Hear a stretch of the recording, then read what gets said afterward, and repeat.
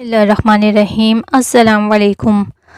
انصار نے ایثار کی ایسی قربانیوں کی تاریخ رقم کی کہ تاریخ انسانی انکشت بدنیدار رہ گئی۔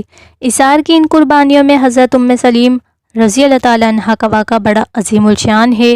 بخاری اور مسلم کی روایت کے مطابق ایک شخص اللہ کے رسول صلی اللہ علیہ وسلم کے پاس آیا اور کہنے لگا، اے اللہ کے رسول صلی اللہ علیہ وسلم، میں بہت بھوکا ہوں، لہٰذا مجھے کچھ کھلائیے۔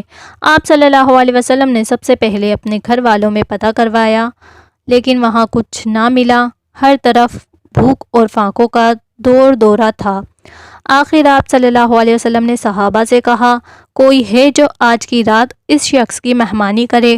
حضرت ابو طلحہ رضی اللہ تعالیٰ عنہ نے کہا، اے اللہ کے رسول صلی اللہ علیہ وسلم، میں اس کی مہمان نوازی کروں گا۔ چنانچہ حضرت ابو طلحہ رضی اللہ تعالیٰ عنہ اس شخص کو اپنے گھر لے گئے۔ گھر جا کر اپنی بیوی سلیم رضی اللہ تعالیٰ عنہ سے کہا، دیکھو، یہ اللہ کے رسول صلی اللہ علیہ وسلم کے مہمان ہیں، لہٰذا جو چیز بھی میسر ہو اسے کھلاؤ، ہمیں کھانے کو کچھ ملے یا نہ ملے مگر یہ بھوکے نہ رہیں۔ سلیم کہتی ہیں، اللہ کی قسم، میرے پاس تو بمشکل بچوں کا کھانا ہے۔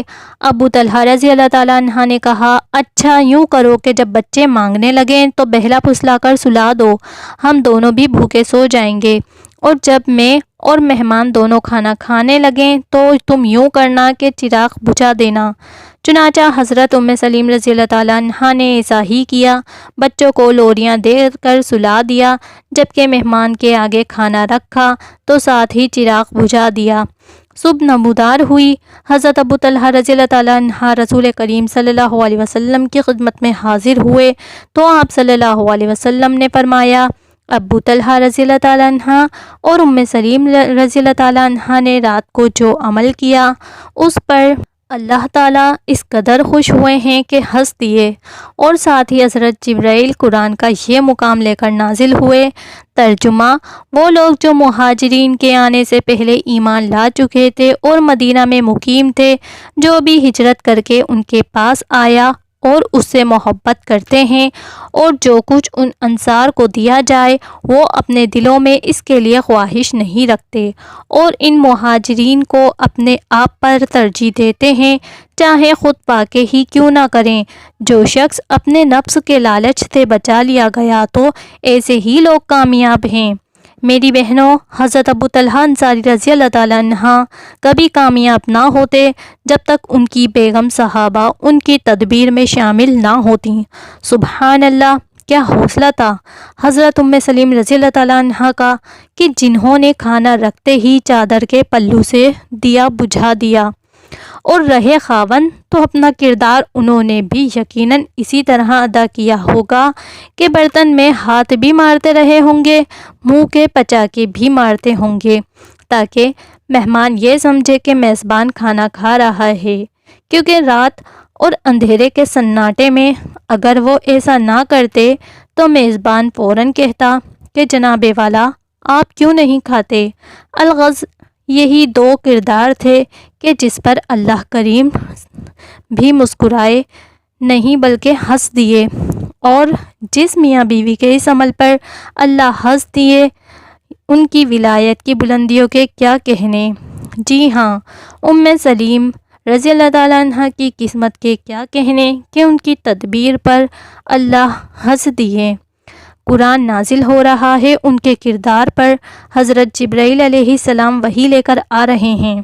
میری بہنوں، بھلا جانتی ہو یہ مہمان کون تھا؟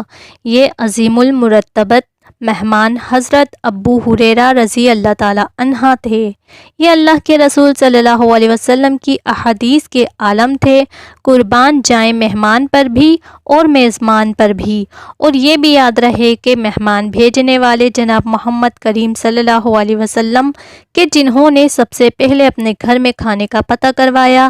قارئین کرام، مجھے یہاں پر اپنے والد محترم مولانا نذیر احمد رحمۃ اللہ علیہ اور اپنی والدہ محترمہ رضیہ رحمۃ اللہ علیہ یاد آ گئیں۔ والد صاحب مسجد میں خطیب ہوتے تھے علماء اور مدارس کے سفیروں سے ان کی بڑی دوستی ہوتی تھی۔ فراق دل کے تھے کہ مدارس کے لیے چندہ جمع کرنے والے جس قدر بھی سفیر آ جائیں انہیں چندہ بھی جمع کرواتے تھے اور ان کے کھانے اور بستر وغیرہ کا اہتمام بھی خوب کرواتے، اپنے گھر بھی کرتے اور نمازیوں سے بھی کرواتے۔ ایک نمازی جو بڑے نیک تھے وہ فوراً کہتے کہ مولوی صاحب کھانا اور بستر میں بھیجوں گا۔ اگر 2-3 سفیر ہوتے تو پھر بھی ایک سفیر کی ذمہ داری وہ خود ضرور لے لیتے۔ ان کی بیگم صاحبہ تنگ آ گئیں، ایک بار میری والدہ کو کہنے لگیں کہ مولوی صاحب سارا بوجھ ہم پر ہی ڈال دیتے ہیں، کچھ اپنے گھر سے بھی کر لیا کریں۔ والدہ محترمہ نے تب سے والد محترم پر پابندی لگا دی کہ ہم پہلے جس قدر کرتے ہیں اب اس سے بھی زیادہ کریں گے، لہٰذا اب کہ آپ نے نمازیوں میں اعلان نہیں کرنا بلکہ سب کچھ گھر سے کرنا ہے۔ اور مجھے یاد ہے میری والدہ محترمہ نے میری ڈیوٹی لگا دی تھی کہ اگر تیرے ابو جان اب مسجد میں اعلان کریں تو مجھے آ کر بتانا۔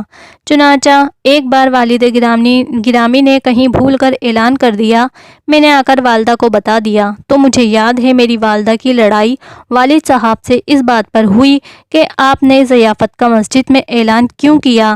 آخر والد صاحب کو یہ کہہ کر جان چھڑانا پڑی کہ اچھا بابا اب غلطی ہو گئی، آئندہ نہیں ہوگی۔